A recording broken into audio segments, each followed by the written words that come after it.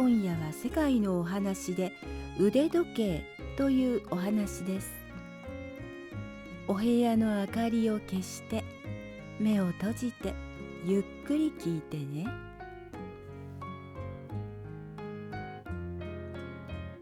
腕時計。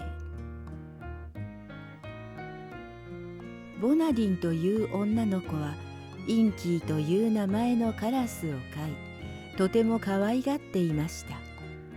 どのカラスもみんなそうなのですが、インキーもピカピカ光るものが大好きで、いつもそういうものをくわえてきてはどこかへ隠してしまうのでした。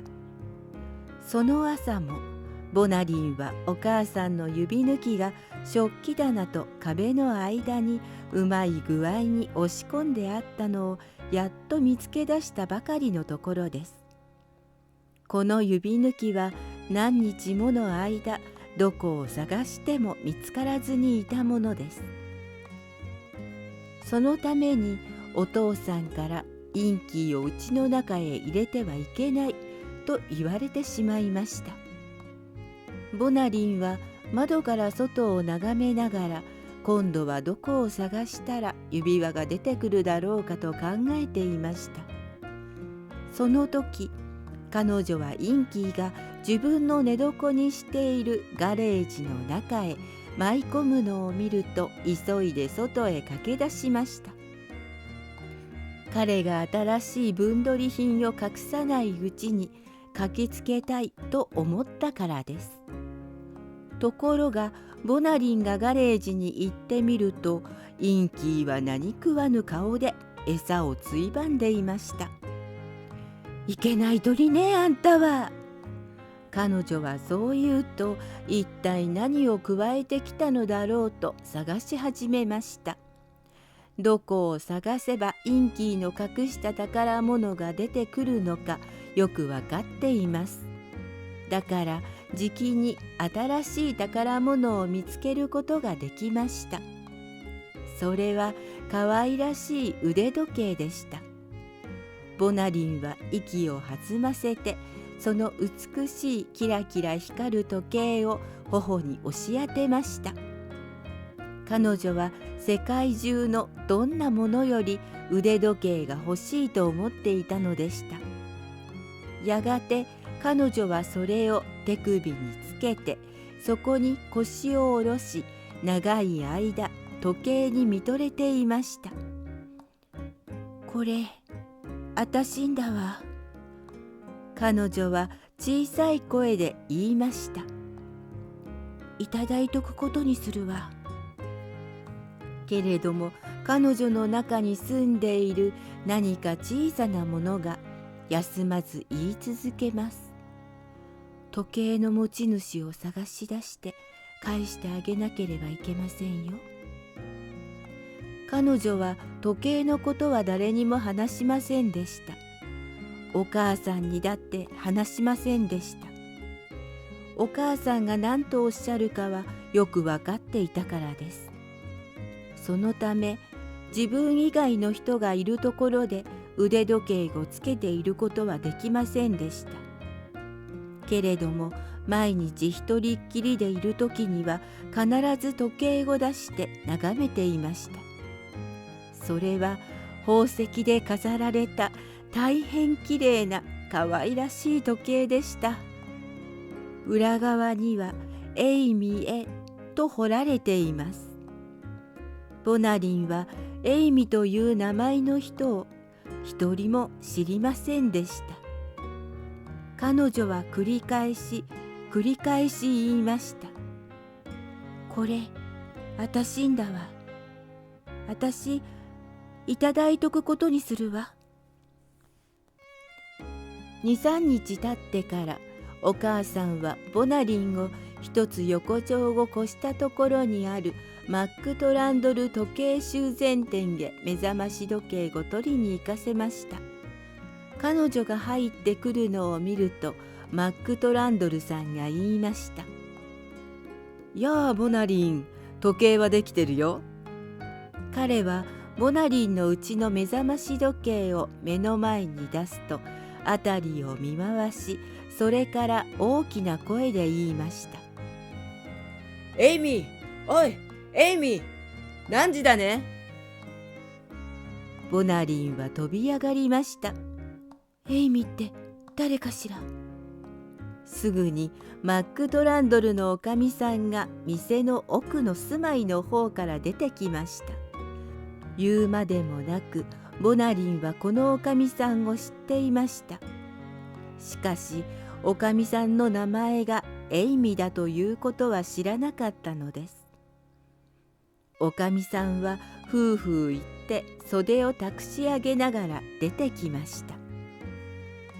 時計だらけの中にいるくせに時間がわからないのね。おかみさんはそう言ってクックと笑いました。おかみさんは目を細くして自分のつけているひどく小さい腕時計を眺めました。それから眼鏡を出してかけながらこんなことを言いました。私の時計がなくなってからは娘が小さい時使っていたのを持っているんですが、字が細かいもんで眼鏡をかけないと時間がわからないんですよ。ボナリンは胸がドキドキしてお腹の中が変に落ち着かなくなりました。あの腕時計はマックドランドルのおかみさんのものに違いないと思ったからです。けれどもボナリンは何も言わずに目覚まし時計を受け取ると、そのままできるだけ大急ぎで家へと戻りました。そしてすぐに腕時計を出してみました。そうです。確かにエイミへと書いてあります。間違いはありません。これはマックドランドルのおかみさんのものに決まっています。私、返さなきゃならないんだ。でもそんなことできない。どうしたってできない。欲しくて仕方がないんだもの。その晩、お祈りをするときにボナリンは言いました。どうぞあの腕時計を返すことができますようにお導きくださいまし。そう祈りながらもボナリンは本当に自分があれを返すことができようとは思えなかったのでした。祈りが済んでから眠ろうとしてもなかなか眠れません。それはとても苦しい時間でした。そしてやっと眠りに落ちてからもいろいろ嫌な夢をたくさん見ました。両腕両足の生えた時計たちがボナリンを追いかけてきました。彼女は時計をいくつも飲み下してしまいました。するとその時計たちはお腹の中でチクタクチクタクと鳴り続けました。そのため彼女のした悪いことがみんなに分かってしまいました。ボナリンは寝返りを打ったり身をくねらせたり眠ったままで大声を上げたりしました。ところが起きる時間のちょっと前に今までとはまるで違う夢を見ました。ボナリンが今まで見たこともないような美しいお姫様が彼女のところにいらっしゃって言いました。腕時計のことは知っています。返してあげるのが正しいことです。だから起きたらすぐに返しに行ってらっしゃいね。ボナリンは一生懸命にうなずきました。するとその美しいお姫様は彼女にキスをしてくれました。そして彼女は目を覚ましたのです。気が変わらないうちにボナリンはご主人に腕時計を渡しました。これ、あなたの奥さんの時計です。ボナリンはすぐ後ろを向いて駆け戻ろうとしました。するとマックドランドルさんが呼び止めました。どこで見つけたんだね。ボナリンの話すのを聞いたとき、時計屋さんは自分の耳が信じられないくらいでした。おかみさんもそばでじっと聞いていましたが、ボナリンの話が終わるとこう言いました。私、その時計を湯殿の窓枠に乗せたのを覚えています。戸を開けて空雑巾のほこりを払った時のことですよ。きっと窓を閉め忘れたに違いありませんわ。でもね、まさかカラスがくわえていったなんてね。おかみさんは腕時計を軽く叩きました。まあ本当に嬉しいわ。手に戻ってきてとても高い時計なんですもの。言いながら奥さんはふとボナリンの顔色に気がつきました。あんたもこれ好きなんでしょうね。ええ。ボナリンは泣き出したいのをやっとこらえて、しきりに目をパチパチさせながら答えました。おかみさんは優しくボナリンの肩を叩いて言いました。大きくなればきっと時計を持てるようになりますよ。これを返してくださるのはずいぶんつらかったでしょうね。ボナリンはうなずきました。それから自分でも気がつかないうちにその時計についてのことを残らず2人に話し出していました。はじめはどうしたって返すことはできないと思ったこと、それから美しいお姫様が夢で自分にキスをしてくれたこと、何もかも残らず話したのです。時計を返してくださったことは本当に立派なことですよ。マックトランドルのおかみさんはしみじみそう言いました。それからボナリンは足も軽々と飛んだり跳ねたりしながら家に帰りました。これまでこんな嬉しい気持ちを味わったことは一度もありませんでした。家へ帰るとまず第一に今度のことをすっかりお母さんにお話ししました。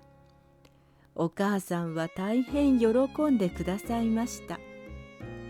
2、3日経ったある晩のこと、マックトランドルさんが訪ねてきました。彼は小さな包みを一つ持っていました。ボナリンさんのお家はこちらでしょうか。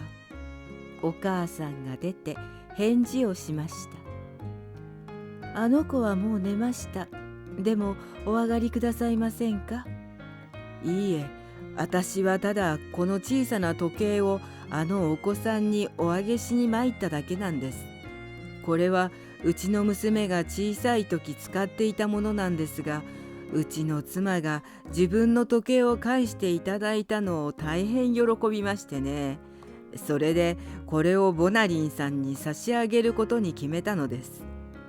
それはまあご親切に。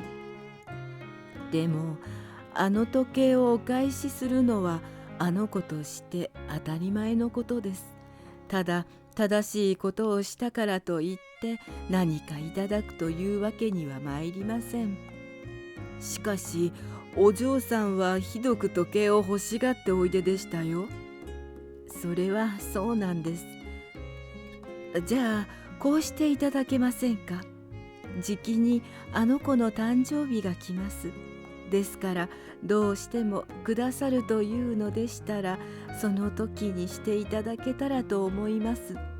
そうすればただの贈り物ということになりますものね。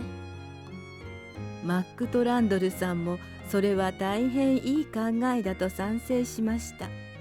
そして2階ではボナリンが寝顔に微笑を浮かべて安らかに眠っているのでした。もう寝たかな。ゆっくりおやすみなさい。いい夢見てね。